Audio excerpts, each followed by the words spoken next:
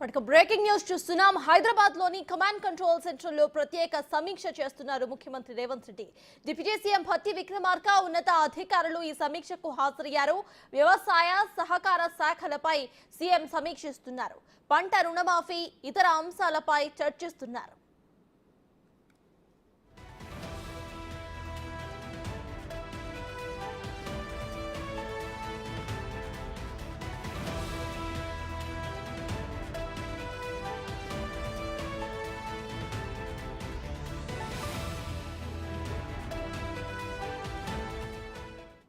ఈ సమీక్షకు సంబంధించిన అప్డేట్స్ మా డిప్యూటీ బ్యూరో చీఫ్ సాదిక్ అందిస్తారు. సాదిక్, చెప్పండి, ఇక్కడ కమాండ్ కంట్రోల్ సెంటర్ లో ప్రత్యేక సమీక్ష చేస్తున్నట్టు తెలుస్తోంది. ప్రజెంట్ అక్కడ అప్డేట్స్ ఏంటి? ఈ సమీక్ష గల కారణాలు ఏంటి?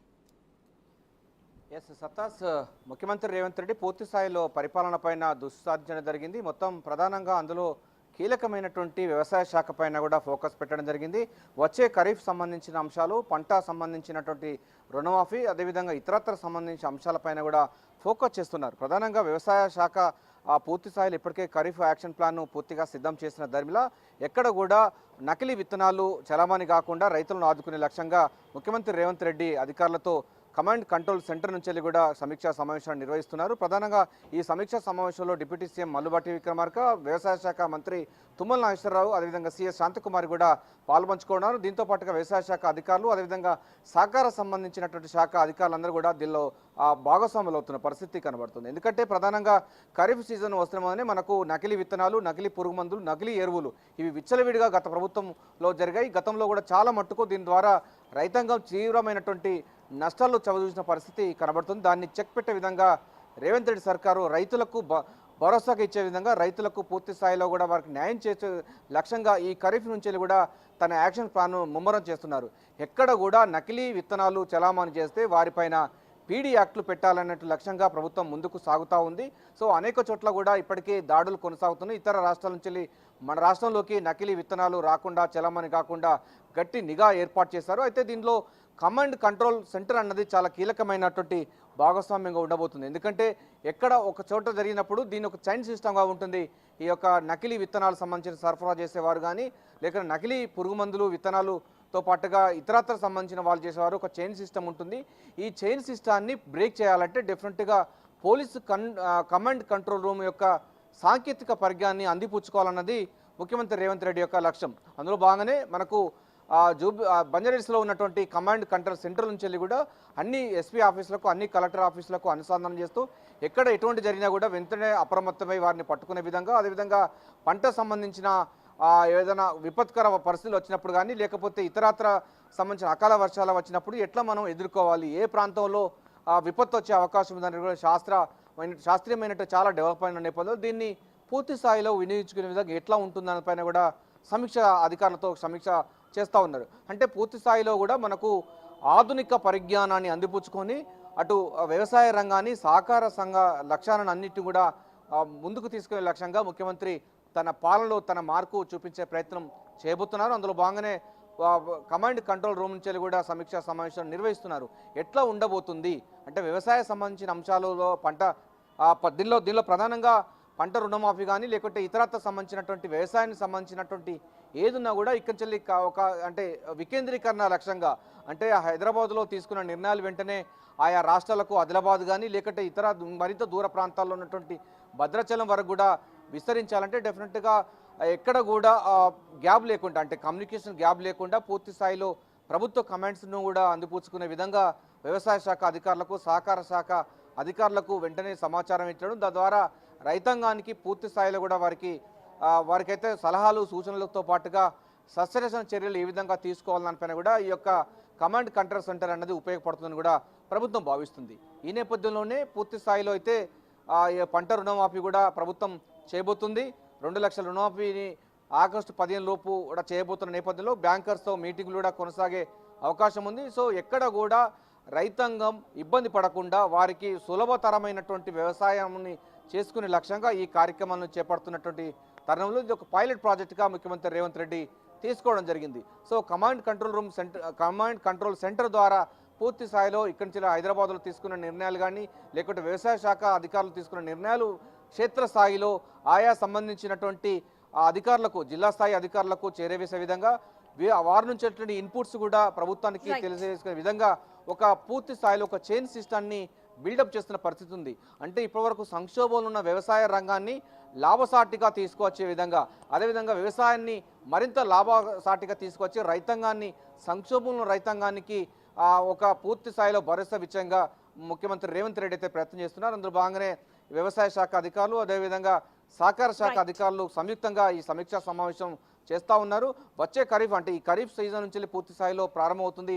ఎరువులు, పురుగు మందులతో పాటుగా ఇతరత్ర అనేక అంశాలన్నింటిపైన కూడా రైతులకు ఎప్పటికప్పుడు ఏ విధంగా ఒక గ్రీన్ ఛానల్ ఉండే విధంగా అయితే ప్లాన్ చేస్తున్న భాగంగా సమీక్షా సమావేశం అయితే ఏర్పాటు చేస్తున్నారు. మరోవైపు శాంతి భద్రతలపైన కూడా ఈ కమాండ్ కంట్రోల్ సెంటర్ కూడా ఉపయోగపడుతుంది. దానిపైన కూడా ముఖ్యమంత్రి రేవంత్ రెడ్డి సమీక్ష చేసే అవకాశం అయితే కనబడుతుంది. సత్తాస్.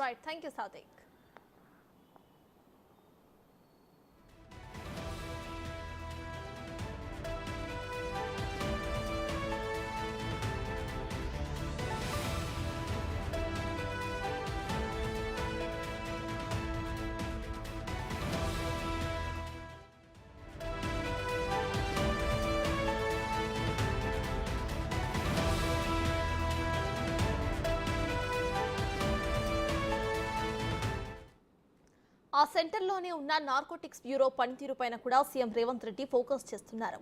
రాష్ట్రంలో డ్రగ్స్ లేకుండా చేసేందుకు ఆ బ్యూరోకు ప్రత్యేక బడ్జెట్ కూడా కేటాయించింది ప్రభుత్వం.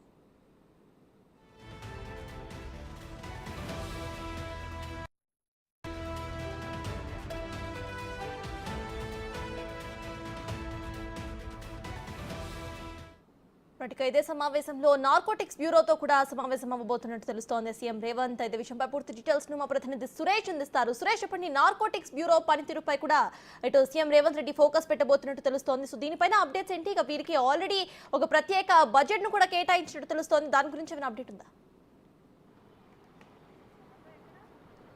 తెలంగాణ రాష్ట్రంలో కాంగ్రెస్ ప్రభుత్వం ఏర్పడిన తీసుకోవాల్సిన చర్యలన్నీ కూడా తీసుకోవాలని చెప్పేసి సీఎం రేవంత్ రెడ్డి నిర్ణయం తీసుకున్నారు. నార్కోటిక్ బ్యూరోను కూడా పూర్తిగా కట్టుదిట్టం ఎవరైతే డీజీ ప్రత్యేకంగా నియమించి ఆయనకి ప్రత్యేకమైన అధికారాలు, ఫెసిలిటీస్ కూడా ఏమేమి ఫెసిలిటీస్ కావాలో వాటన్నిటిని కూడా అందించే విధంగా చర్యలు ఉంటాయని చెప్పేసి సీఎం రేవంత్ రెడ్డి చెప్పినది. ఈరోజు పాలన పైన కూడా, ఎందుకంటే హోంశాఖ పైన ఈరోజు రివ్యూ చేయడం జరిగింది. దీనికి సంబంధించి డీజీ అదేవిధంగా హైదరాబాద్ కమిషనర్ కూడా పాల్గొనడం జరిగింది. హైదరాబాద్లో శాంతి భద్రతలకు సంబంధించి కఠినంగా ఉండాలి, ఎందుకంటే హైదరాబాద్కి ముఖ్యంగా శాంతి భద్రతలు కంట్రోల్లో ఉంటే పెట్టుబడులు కానీ అభివృద్ధిలో కానీ ముందంజలో ఉంటుంది. కాబట్టి శాంతి భద్రతలకు, లాండ్ ఆర్డర్కు ఎవరైనా విఘాతం కలిగిస్తే కఠిన చర్యలు తీసుకోవాలని చెప్పేసి కూడా ఆదేశాలు ఇవ్వడం జరిగింది. అదేవిధంగా డ్రగ్స్ నిర్మూలన, ఎందుకంటే తెలంగాణలో డ్రగ్స్ విపరీతంగా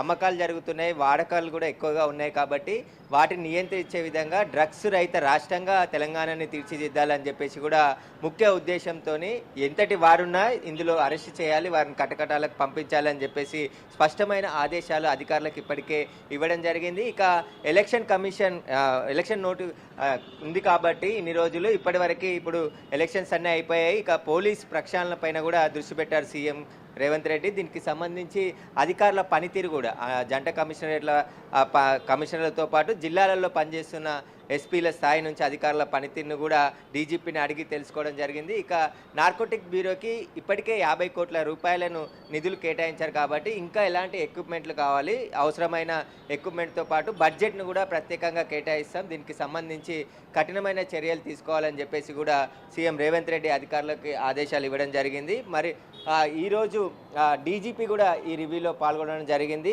శాంతి భద్రత తెలంగాణ వ్యాప్తంగా నకిలీ విత్తనాలు ముఖ్యంగా ఎక్కువగా అమ్ముతున్నారు కాబట్టి వాటిపైన కూడా చర్యలు తీసుకునే విధంగా పోలీసులకు ఎక్కడెక్కడ రైడ్స్ చేయాలని చెప్పేసి ఆదేశాలు ఇవ్వడం జరిగింది. ఎందుకంటే రైతులు నకిలీ విత్తనాలు కొని పంటలు వేసిన తర్వాత మోసపోతారు. కాబట్టి ఇలాంటి నకిలీ విత్తనాలను అమ్మే వారిపైన కూడా చాలా కఠినమైన చర్యలు తీసుకోవాలని చెప్పేసి అధికారులకి ఆదేశాలు తెలుస్తుంది. ఇక డ్రగ్స్కు సంబంధించి నార్కోటిక్ బ్యూరో ఇప్పటికే అన్ని పోలీస్ స్టేషన్ల అధికారులతో కోఆర్డినేషన్గా పనిచేస్తుంది. అదేవిధంగా నార్కోటిక్ బ్యూరో పోలీస్ స్టేషన్లు కూడా రాబోతున్నట్టు తెలిసింది. ఎందుకంటే ల్యాండ్ ఆర్డర్ పోలీస్ స్టేషన్లతో పాటు ఇటు నార్కోటిక్ బ్యూరో పోలీస్ స్టేషన్లు కూడా ఎక్కడైతే అవసరం ఉందో అక్కడ ఏర్పాటు చేసి దానికి తగ్గట్టు ఎక్విప్మెంట్ చర్యలు తీసుకునే విధంగా కూడా ఆదేశాలు ఇచ్చినట్టు తెలిసింది. మరికొద్ది సేపట్లోనే దీనికి సంబంధించి ఇంకా రివ్యూ కొనసాగుతుంది కాబట్టి అన్ని శాఖలకు సంబంధించి ప్రభుత్వ పరంగా రివ్యూ జరుగుతుంది. మొదట ఈ పోలీస్ శాఖకు సంబంధించిన రివ్యూ జరిగింది. దీంట్లో డ్రగ్స్ గురించే ముఖ్యంగా మాట్లాడినట్టు తెలుస్తుంది. డ్రగ్స్